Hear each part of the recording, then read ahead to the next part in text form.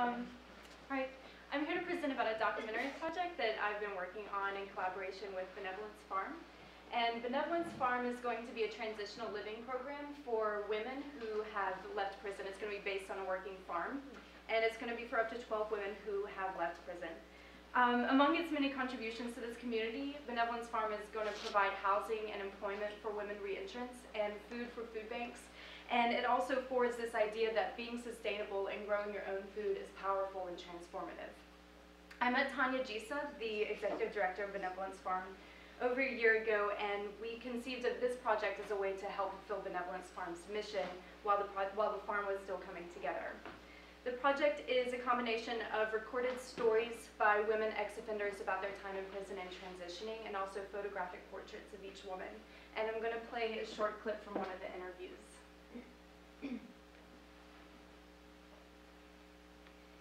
3 months after he got out of prison, he ended up trying to kill me, and I shot him in self-defense. Even though I had 8 years of paperwork, orders against him, I was on trial for murder. I had a tough time of dealing with me taking somebody's life. I had this criminal background. All of a sudden, nobody wanted to hear me, nobody wanted to hire me, everybody judged me. And I fell a lot because of it. It just took me a while, and when I did, I stood up and I said, look, I've been a victim of domestic violence. I'm now a survivor. What I went through as a child, being molested, I can't do anything but forgive. I have to forgive everybody who has hurt me in my life. And I have to take all of this negativity, all this pain and all this hurt, and I've got to use it to help others with. I've got to stand up and I've got to heal myself somehow. So that's just the briefest glimpse of this project. We have actually over 6 hours of recorded interviews with 5 different women. This work is important for many reasons. It gives insight into the experience of transitioning, and it highlights many of the obstacles and challenges for women who are leaving prison. And this insight is important for transitional living programs such as Benevolence Farm, as well as social activists, prison reformers, and anybody who wants to do anything to help and advocate for ex-offenders. It raises awareness about Benevolence Farm and its contribution to this community. And most importantly, this project is for the women themselves. Incarcerated women have been repeatedly taught to be quiet and to disappear. And this project is one way to push back against that, to say that they have a story that's not heard and not often told. And these women aren't speaking to researchers or public radio listeners. They're speaking to other women who may be going through what they went through, and to reduce the stigma that inhibits women from moving forward after prison.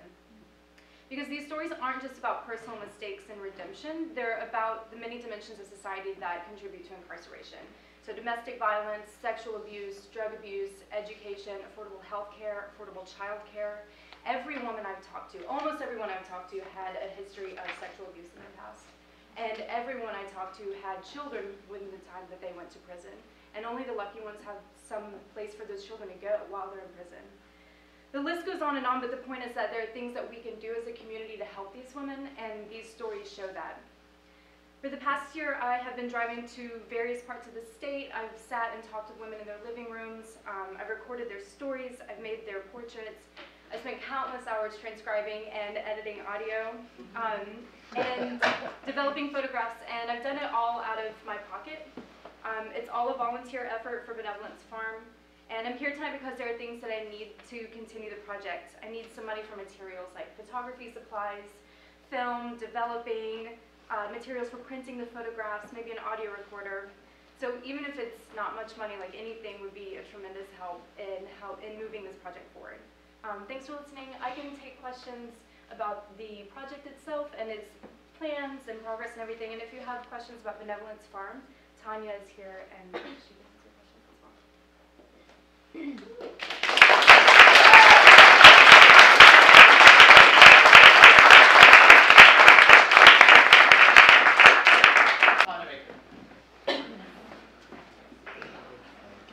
Does the timer start the moment it's already started. All right. Hi, I'm Natalia. By day, I'm a middle school Spanish teacher. So it's a luxury right now to be speaking to you while I'm going to pass some things out. Nobody's having side conversations. Not even, silencio, por favor. Atención.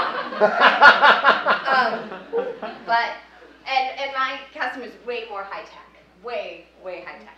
I got this really fancy digital thing in my classroom, but I'm very happy to be here. And I'm start wrapping myself. So I'm a textile artist. I have relocated into Durham from Madison at the end of the summer because my husband's pursuing a master's degree at Duke. And I just, a few months ago, some of you have probably heard of Fashion Spark won a People's Choice Award for their Wear What You Are fashion show. I'm glad that Benevolence Farm was here to kick off the conversation about sexual assault, so I didn't have to feel like the awkward one breaking the ice here. But if you go to my Etsy site, right, and everybody just take a card, they're all going to be different. You're not going to get to see the same one unless you meet somebody, because I have a lot of imagery to pass out. But if you go to my Etsy site, you'll see PranaMaker and some imagery of my designs, and right away it says, I'm a sexual assault survivor, and I'm a middle school teacher, so let me pull at your heartstrings.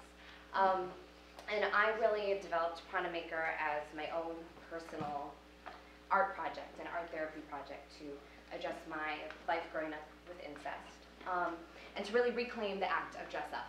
And it just happened that I was also a yoga teacher, and I needed something, and I just stopped working for Lululemon. I opened their store in Madison, and I was over their one body type approach to athletic wear. And I wanted to design something that you could feel really feminine in, could share with my sister who's just went and got a bra fitting, and she's a G. I didn't even know they made G bras, but she can wear the same wraps as me now because I work with this really fun fabric. So I've developed about 100 different ways to tie these fabrics. I have 9 videos on YouTube, right, to show you different fun ways. But it's just so wrong, right? People have been wrapping themselves for thousands and thousands of years, right? And thousands of years before there was a sewing machine, right? So, I mean, it's very basic, but this fabric is pretty handy-dandy in that you can just tie anywhere. So I call it multi-generational clothing because it's something that you can, you know, wear as your signature scarf that your daughter can play dress up in, that you can wear while you're pregnant with her. Right, so maternity is currently my biggest market. I do custom colors because it fits your whole maternity. I say, there's a card out there, somebody will get it. More than maternity, this wrap will wrap you through eternity. It's very durable. It's nylon, so nylon is kind of vilified in the eco fashion movement currently because there's some chemicals involved in its production. But North Carolina is developing bio-nylon currently. I'm talking with 2 different factories about starting to develop that here because I'm at the point where I just shipped out like 55 pieces today, and I can't document enough of my one-of-a-kind work out there. And I'm starting to need a new source because I'm growing, so it's really exciting because these sell really well at sarongs. There's a boutique that carries me on Maui, but it's like fun, it's cool to win an award and to, you know, have people in Maui buy your designs. But what's most important to me is the people who send me messages that say, I'm a sexual assault survivor too. The most important things for me that I do with PranaMaker are get to show that there's a possibility of being strong and being confident on that platform. And I'm just lucky that I was provided with some creative resources, right, to deal with this, and that I'm not in prison.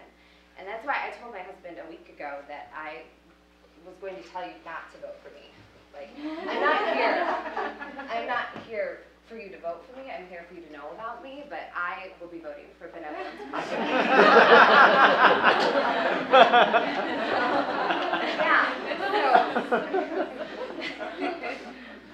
So that's what I have to say for the moment about PranaMaker. I can rant forever. So I'll just take questions now.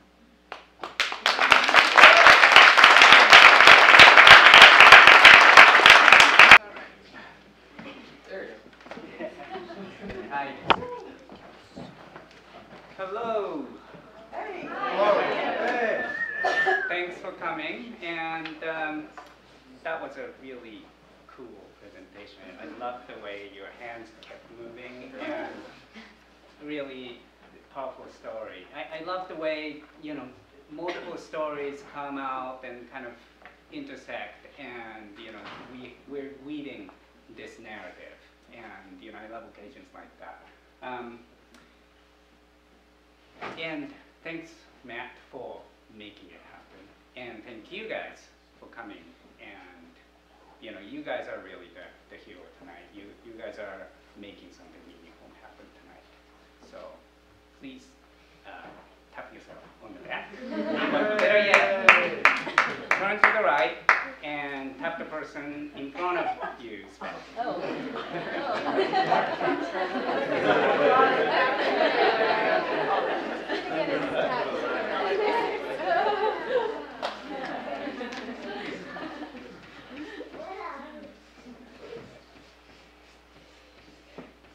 That's right. You guys love Durham? Yeah. What do you like about it? Food. What part of it do you like? Is there a part that you don't like about Durham? What you would say, what you would have for the answer to these questions might be completely different from you. And I think that's the wonderful thing about a group of people, you know, having different points of views. And that's what I really care about. I should tell you a little bit about myself. My name's Akira. That's here, but I'm going to write it again. H-A-I-R-A. And I love conversations. That's what I'm passionate about. And I'm from Japan. I came to America when I was 17 and spent subsequent 2 years basically in silence because I was mortified because I couldn't articulate myself. I grew up as a very talkative, opinionated, argumentative person, and all of a sudden I couldn't say stuff, and that was really hard. So, you know, the last year of high school and the first year of college, you know, I was really shy all of a sudden. And, but I got to college at NC State, and I met people from all over the world. You know, people from Turkey and Pakistan and Venezuela and, you know, Brazil, and they didn't care, you know. And then I realized what mattered was not what you have to say, what you can articulate, but how open you can make, how open you can make your heart available by listening. And I was hooked for life. And since then, in various forms, I've been trying to make conversation happen and create a safe place for people to do so. I'm here to talk about a project that I'm currently doing called Stitch. And it is a, you know, like I said, a conversation. It's what I love, so of course it's going to be about that. But it's a series of art shows, pop-up art shows in different places in Durham. And it's a way to weave you into the creative process of artistic expression and weave art into every day. And how we do it is we start with a question. What would you like for Durham to become? And we collected about 300 words. And now you can vote for your favorites.